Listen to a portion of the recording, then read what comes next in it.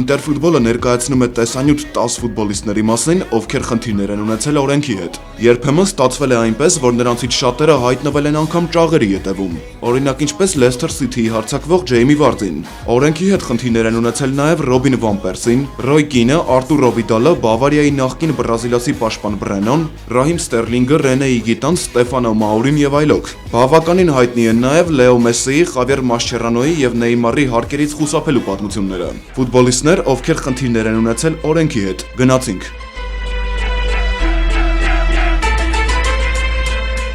Ֆրանսիացի լեգենդ Մանչեսթեր Յունայթեդի առաջատար Էրիկ Կանտոնային վստահ եմ, որ շատ լավ գիտեք, որ արքա Էրիկը հզոր վարպետ էր, սա կասկածի չի ենթարկվում, բայց այ լավ բնավորությամբ ֆրանսիացին չէր փայլում։ Կանտոնան հասցրել է իրեն դրսևորել նաև այլ ասպարեզներում։ 1996-97 մրցաշրջանում Էրիկը անսպասելիորեն որոշեց ավարտել կարիերան։ Ինչու՞, որովհետև ֆրանսիացու գաղափարներում նոր միտք էր առաջացել։ Իսկ եթե ֆուտբոլիստի մտքում ինչ-որ նոր գաղափար էր ծնվում, այն անպայման պետք է ի կատարածվեր։ Ֆրանսիացին որոշել էր դերասան դառնալ ու շատ կարճ ժամանակահատվածում կարողացավ իր ծրագրերը կյանքի կոչել։ Ի դեպ նոր բնագավառում ֆուտբոլիստը միանգամից դարձավ բավականին պահանջված, չնայած որ նրա կատարմամբ ոչ բոլորը կարելի է հաջողված համարել։ Այս շարքից առանձնանում է միայն 2009 թվականի Էրիկի որոնումներով ֆիլմը, որտեղ Կանտոնան մարմնավորեց հենց իր կերպարը։ Վիրավորել լրագրողներին, ունենալ տարօրինակ պահվածք եւ շատ անգամ հայտնվել տհաճ պատմությունների մեջ։ Ահա այսպիսինն էր լեգենդար ֆուտբոլիստի կյանքը։ Նրա կատարմամբ ամենահիշվող դրվագը կայացավ 1995 թվականի փետրվարի 25-ին։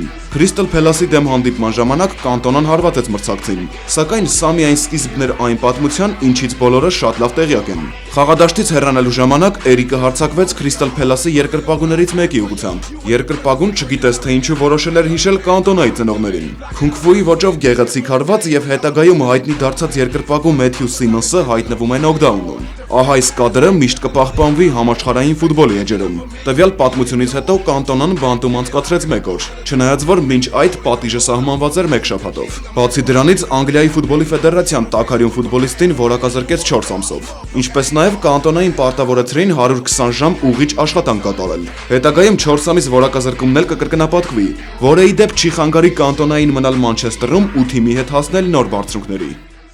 Забавно, да? Иногда мы забываем, что ты просто человек.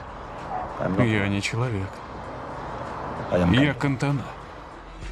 Կարին Բենզեման վերջին մի քանի ամսում պայքարում էր սասանված հեղինակության համար։ Ամբողջ աշխարհը ուղղակի շոկի ենթարկվեց, երբ հայտնի դարձավ, որ ֆրանսիացին շանտաժի է ենթարկում խաղընկերոջը Մաթյու Վալբոենային, չնայած որ անձամբ Բենզեմայի խոսքերով ինքը իհարկե անմեղ էր։ Մադրիդի Ռեալի հարձակվողը Վալբոենայից պահանջում էր 120,000 եվրո, որպեսզի չհրապարակեր վերջինիս էրոտիկ բնույթի տեսանյութը։ Այս տհաճ պատմությանը մասնակից դարձավ նաև Կարիմի մանկության ընկերը։ Ըստ ֆրանսիական պարբերականների շանտաժին մասնակցեց նաև նախկինում հայտնի ֆուտբոլիստ Ջիբրիլ Սիսեն։ Այս ամենի պատճառով Բենզեմային սպառնում էր 5 տարվա ազատազրկում։ Չնայած որ բոլոր հարցերին իրավաբանները արագորեն լուծում տվեցին։ Որոշ ժամանակով Կարիմը ուղղակի արտաքսվեց ազգային հավաքականից։ Եթե մեղադրանքները հաստատվեին, Բենզեման կհայտնվեր ահա այս կարգավիճակում։ Տվյալ տհաճ պատմությունից հետո ի հայտ եկան նաև Կարիմի անցյալի վերաբերյալ նոր մանրամասներ։ Օրինակ, շատերի համոզմամբ ֆրանսիացի ֆուտբոլիստը սերտ կապեր է ունեցել դոմինիկյան մաֆիայի հետ։ Ուշադրություն, զբաղվել է մաքսանենգությամբ Դոմինիկյան Հանրապետությունից կոկային ներկրելով Ֆրանսիա։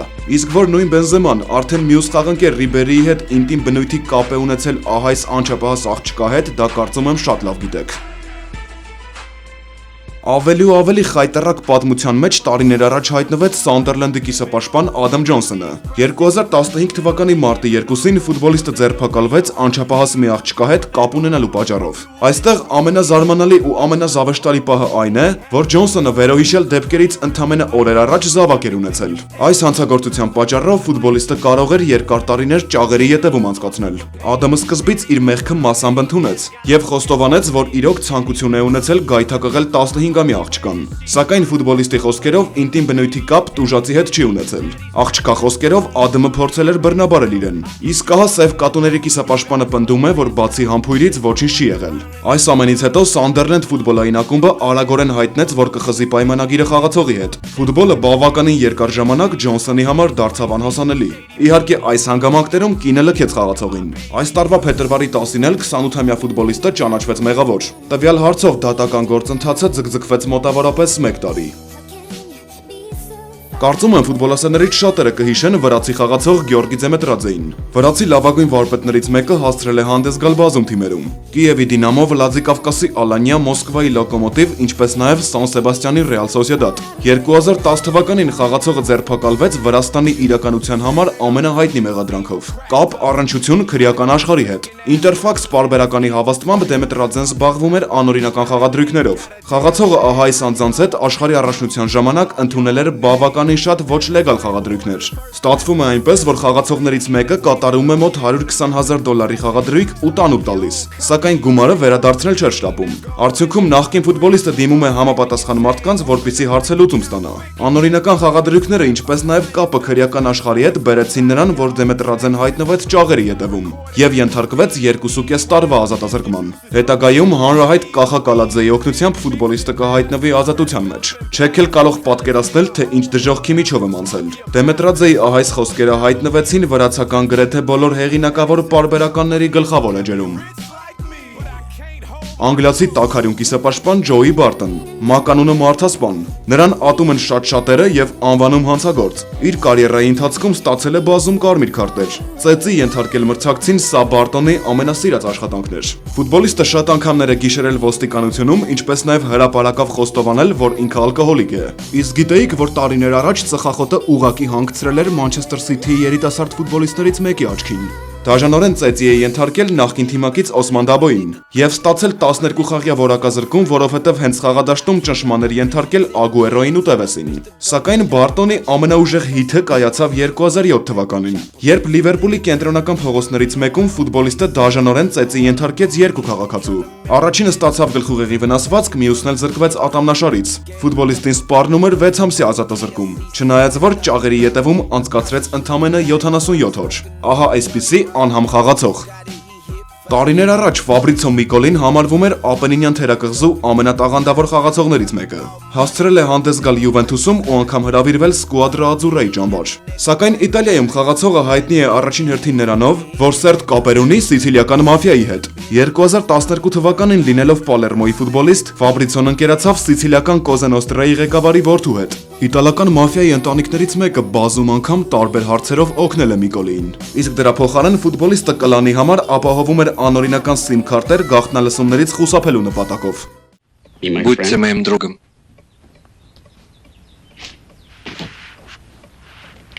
Крестный отец.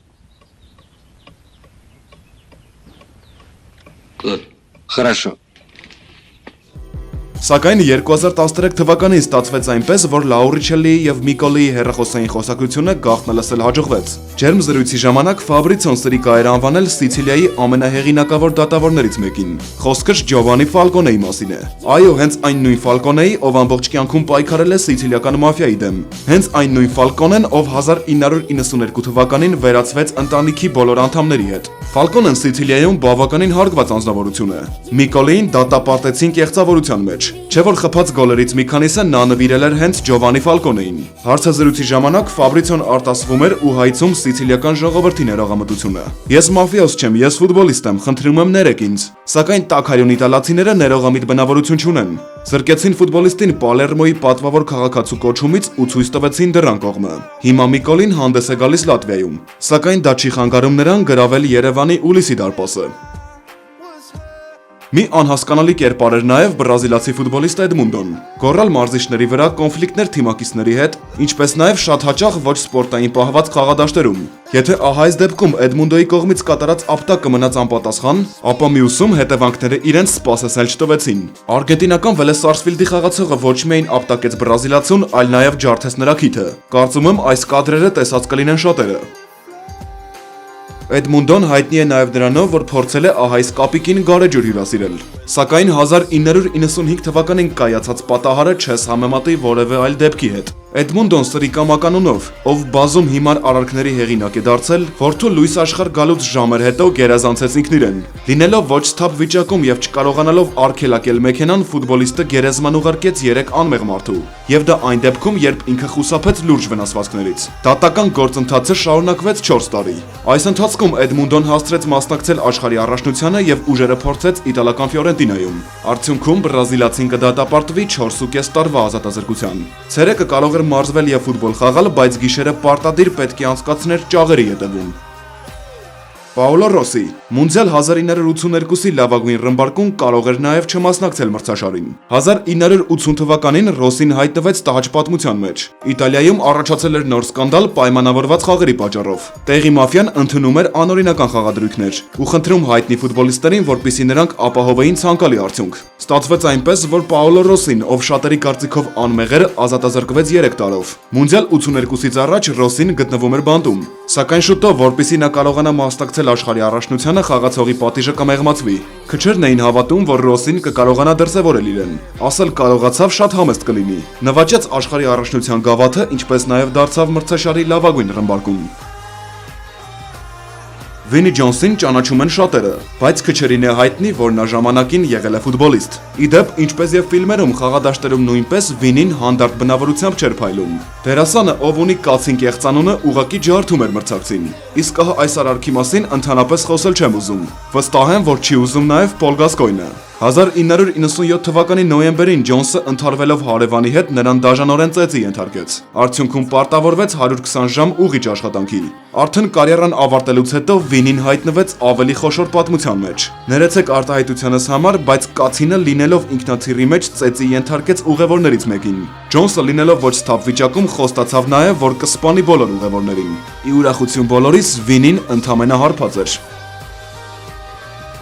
Դիեգո Մարադոնայի մասին խոսելիս կարելի է ու պետք է շատ պատմություններ հիշել։ Նախ համաշխարհային ֆուտբոլի լավագույն վարպետներից մեկը սերտ կապեր է ունեցել նեապոլիտանական մաֆիայի հետ։ Ջուլիանայի հանցախումբը արգենտինացու համար անում էր ամեն ինչ։ Ապահովում շռայլ կյանք, կոկային եւ իհարկե աղջիկներ։ Զրկվել է ոսկե գնդակից մաֆիայի հետ հարաբերություններ ունենալու համար։ Մասնակից է եղել հարավ-ամերիկացի անպատիվ մասնագիտության կանանց տեղափոխությանը Իտալիա։ Ուղիղ եթերում Պելեին ու Կայզեր Ֆրանցին հիմար է անվանել։ Մի քանի անգամ կրակել է լրագրողների ուղղությամբ, ինչի պատճառով ստացել է 2.5 տարվա ազատազրկում։ Գարեջրի գավաթը ջարդել է Պոլինեզիայի գեղեցկության թագուհու գլխին, ինչպես նաև Դիեգոն ունի 3 ապօրինի զավակ։ 94 թվականին էլ որակազրկում է ստացել թմրանյութ օգտագործելու համար։ Այդ մունդիալը Դիեգոյի համար այդպես էլ կիսատ մնաց։ Իտալացի իրավապահների կարծիքով նա մինչ այսօր պետությանը պարտավորվում է վճարել մոտ $40 միլիոն։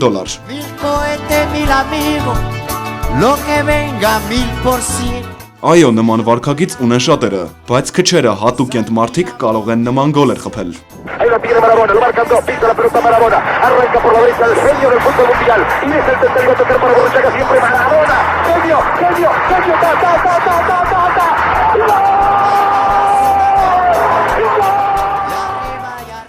Այսօրվա համար այսքանը։ Ուրախ կլինենք, եթե ձեր տարբերակները գրեք կոմենտների մեջ։ Բաժանորդագրվեք մեր ալիքում։ Դա իրոք մեզ ուժ կտա ու կօգնի, որպեսզի պատրաստենք նոր տեսանյութեր։ Ակտիվության համար շնորհակալ կլինենք։ Հանդիպելու ենք արդեն շատ շուտով։